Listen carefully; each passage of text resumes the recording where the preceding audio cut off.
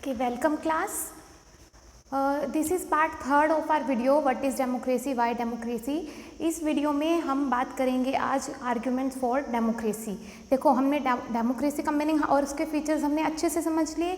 तो अब हमें समझना होगा कि डेमोक्रेसी में भी कुछ कमियां हो सकती है. ठीक है, डेमोक्रेसी में भी कुछ कमी हो सकती है, तो वो कमियों के बारे में आज हम पढ़ेंगे. तो देखिए आर्ग्यूमेंट्स अगेंस्ट डेमोक्रेसी.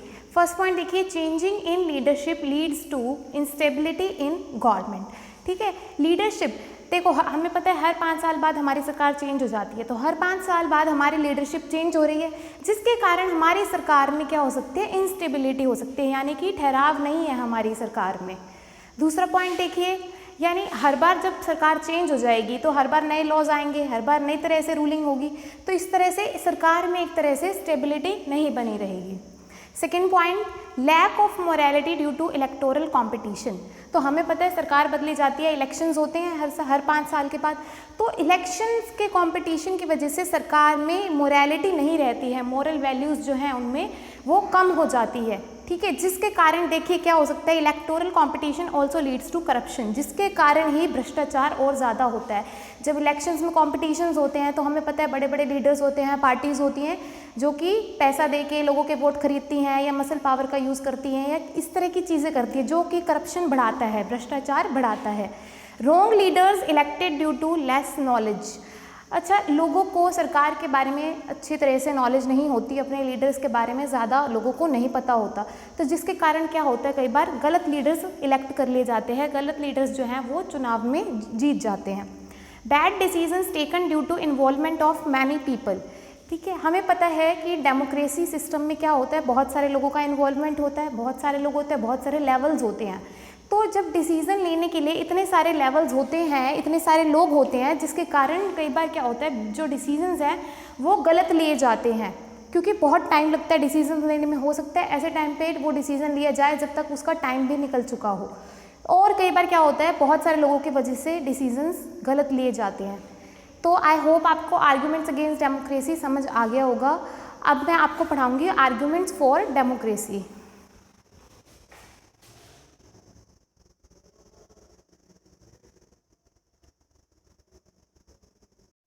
ओके, देखिए हमारा first point arguments for democracy में, यानी कि डेमोक्रेसी के लिए जो आर्ग्यूमेंट्स हैं कि डेमोक्रेसी अच्छी क्यों है.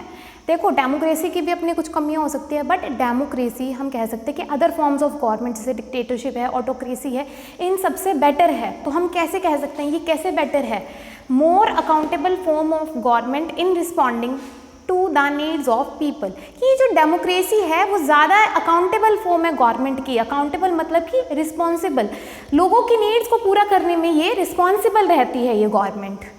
Deals with differences and tackles the conflicts. देखिए डील्स विद डिफरेंसेस, कौन से डिफरेंसेस की बात हो रही है यहाँ पे, सोशल डिफरेंसेस जो लोगों में होते हैं. ठीक है, दूसरी जो सरकारें होती हैं, जो डेमोक्रेटिक सरकारें नहीं हैं, वो लोगों के डिफरेंसेस से कोई मतलब नहीं रखती है, लेकिन जो एक डेमोक्रेटिक सरकार होती है उसे सोशल डिफरेंसेस का ध्यान रखना पड़ता है. एंड टैकल्स द कॉन्फ्लिक्ट्स की, अगर किसी भी तरह की कोई लड़ाई हो रही है, लोगों के मन में एक दूसरे के प्रति कोई भेदभाव है, इस तरह की चीज़ें भी सरकार को जो है वो टैकल करनी पड़ती हैं. जब अपनी पॉलिसीज़ बनाते हैं, जब अपने डिसीजंस लेते हैं, तो सरकार को उस देश के में सोशल डिफरेंसेस और उस देश के कॉन्फ्लिक्ट्स, कोई रिलीजन कॉन्फ्लिक्ट हो सकता है, कोई और सोशल कॉन्फ्लिक्ट हो सकता है, इन सब का ध्यान रखना पड़ता है. Enhances dignity of citizens and respects the law. देखिए डिग्निटी का मतलब क्या होता है, रिस्पेक्ट ही होती है. तो जो एक डेमोक्रेटिक सरकार है वो सिटीजन्स की जो रिस्पेक्ट है उसका ध्यान रखती है. ठीक है, एंड रिस्पेक्ट द लॉ, और वहाँ के कानून की भी रिस्पेक्ट करती है, यानी कि कानून के दायरे में रह के ही वहाँ की जो सरकार है वो कोई फैसला ले सकती है. Offers better chances of a good decision.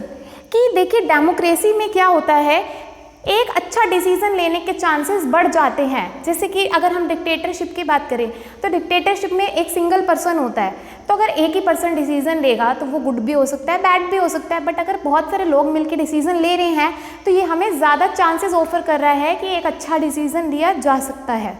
अब हो सकता है कि इस पॉइंट पे आप सोचें कि मैम आर्ग्यूमेंट्स अगेंस्ट डेमोक्रेसी में तो आपने कहा था कि ज़्यादा लोगों की वजह से बैड डिसीजन लिए जाते हैं। तो देखिए दोनों ही पॉइंट हो सकते हैं। कई बार ऐसा होता है कि डिसीजन लेने में देर इतनी हो जाती है या ज़्यादा इतने लोग इन्वॉल्व हो जाते हैं कि डिसीजन गलत लिए जाते हैं। बट ज़्यादातर क्या होता है, ज़्यादातर टाइम में क्या होता है, अगर ज़्यादा लोग होंगे तो ये एक बेटर चांस इंक्रीज़ करने का हमें मौका देता है कि हमें अच्छा ही डिसीजन मिलेगा। Offers space for public discussion on wrong decisions. देखिए अगर आपको ऐसा लगता भी है कि सरकार जो है वो गलत डिसीजन ले सकती है, ठीक है, ऐसा हो भी सकता है कि डेमोक्रेटिक सरकार भी गलत डिसीजन ले सकती है, बट तब भी ये हमें स्पेस देता है फॉर पब्लिक डिस्कशन कि लोग जो हैं वो डिस्कस कर सकते हैं कि सरकार ने गलत फैसला लिया है। दस allowed one two correct it's mistake. तो इस तरह से ये जो है अपनी गलतियों को सुधारने का मौका देती है। देखिए अगर सरकार ने गलत फैसला लिया है तो या तो वो अपने फैसले को चेंज करेगी या फिर क्या हो सकता है अगले इलेक्शंस के बाद आप उस सरकार को भी चेंज कर सकते हैं। तो इस तरह से उसकी मिस्टेक को सुधारा जा सकता है। सरकार को पता है कि अगर मैंने अपना डिसीजन नहीं सुधारा तो अगली बार जो है लोग मेरे खिलाफ हो जाएंगे, वो मुझे नहीं चुनेंगे, तो मैं पावर में नहीं आऊँगी। तो इसलिए वो अपना डिसीजन या तो खुद चेंज करेंगे या फिर क्या होगा, लोग उन्हें बदल देंगे। ठीक है, तो ये चैप्टर हमारा यहाँ पे कंप्लीट होता है। आई होप आपको ये चैप्टर समझ आ गया होगा। आगे मिलेंगे हम नेक्स्ट वीडियो में। ओके।